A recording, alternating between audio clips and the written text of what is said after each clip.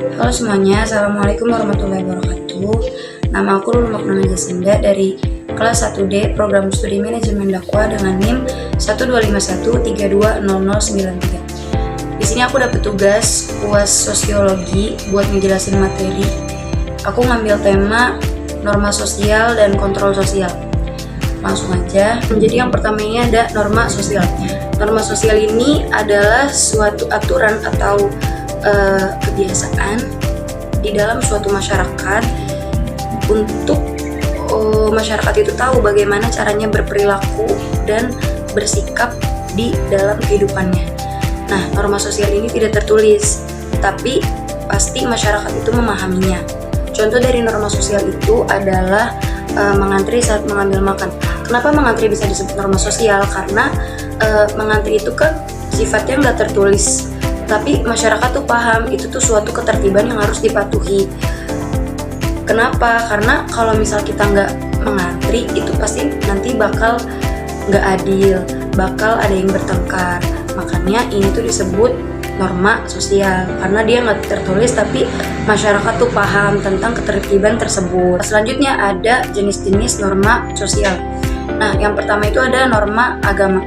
Norma agama ini isinya tentang larangan atau perintah saat beribadah. Biasanya sanksinya tuh kalau misal kita nggak melaksanakan perintah dari Allah, itu bakal dapet dosa. Tapi sebaliknya kalau misal kita melaksanakan perintah Allah, itu bakal dapet pahala. Selanjutnya ini ada norma kesusilaan. Norma kesusilaan ini tuh berasal dari hati nurani manusia. Maksudnya tuh bagaimana cara seseorang menyikapi atau mengetahui perilaku baik dan buruknya seseorang. Jadi sanksi yang didapat dari norma kesusilaan ini itu entah rasa malu atau rasa menyesal. Ketiga itu ada norma kesopanan. Norma kesopanan ini berasal dari dalam masyarakat.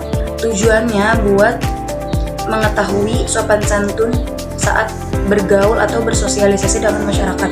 Sanksinya bisa dengan teguran atau celaan atau yang lainnya. Buat jenis norma yang terakhir ini ada norma hukum. Norma hukum ini berasal dari lembaga resmi negara yang sifatnya tuh tertulis dan memaksa. Nah, sanksinya ini bisa berupa denda, di penjara, ataupun yang lainnya. Nah, selanjutnya itu ada ciri-ciri norma sosial. Ciri-ciri norma sosial ini ada 4. Yang pertama itu mengatur sifat manusia dalam bermasyarakat. Yang kedua ini sifatnya untuk umum atau kelompok tertentu. Yang ketiga, dia ini tidak tertulis tetapi masyarakat lainnya tuh memahami atas aturan tersebut. Terakhir ini adalah mempunyai sanksi jika aturan itu dilanggar.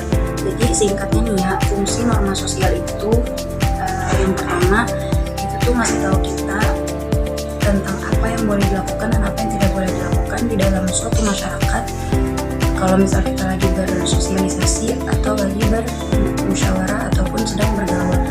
Nah, yang kedua, norma sosial ini juga dapat mencegah kita dari konflik entah antar individu atau antar kelompok. Dan yang terakhir atau yang ketiga, ini tuh fungsi dari norma sosial ini tuh membuat antar individu tuh merasa jadi lebih nyaman dan lebih saling menghargai. Selanjutnya itu ada kontrol sosial. Apa itu kontrol sosial? Kontrol sosial ini adalah aturan bagaimana cara masyarakat itu mengontrol atau mengawasi dan mengarahkan para anggotanya buat mematuhi aturan dan norma yang berlaku. Selanjutnya itu ada bentuk kontrol sosial. Bentuk kontrol sosial ini ada 4. Yang pertama itu teguran. Teguran ini berfungsi untuk menegur masyarakat yang melakukan atau berperilaku salah di masyarakat tersebut. Dengan cara apa? Dengan cara menasihatinya atau memberikan teguran. Dan yang kedua itu ada hukuman atau sanksi. Hukuman atau sanksi ini diberikan kepada seseorang yang melanggar aturan atau norma-norma dalam suatu masyarakat. Tujuannya agar seseorang yang melanggar itu tidak mengulangi kesalahan untuk yang kedua kalinya. Ketiga itu ada pendidikan.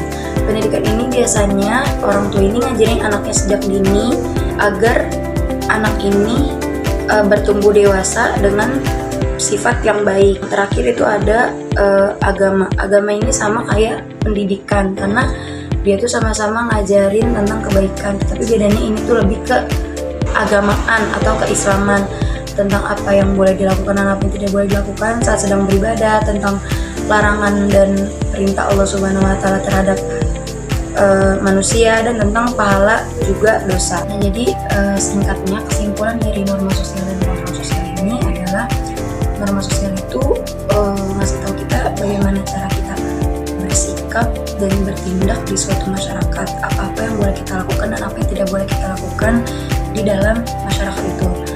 Nah, kalau misalnya kontrol sosial itu adalah bagaimana cara kita buat mengontrol dan mengawasi seseorang jika dia tuh melakukan pelanggaran atau kesalahan dalam aturan atau norma yang sudah berlaku.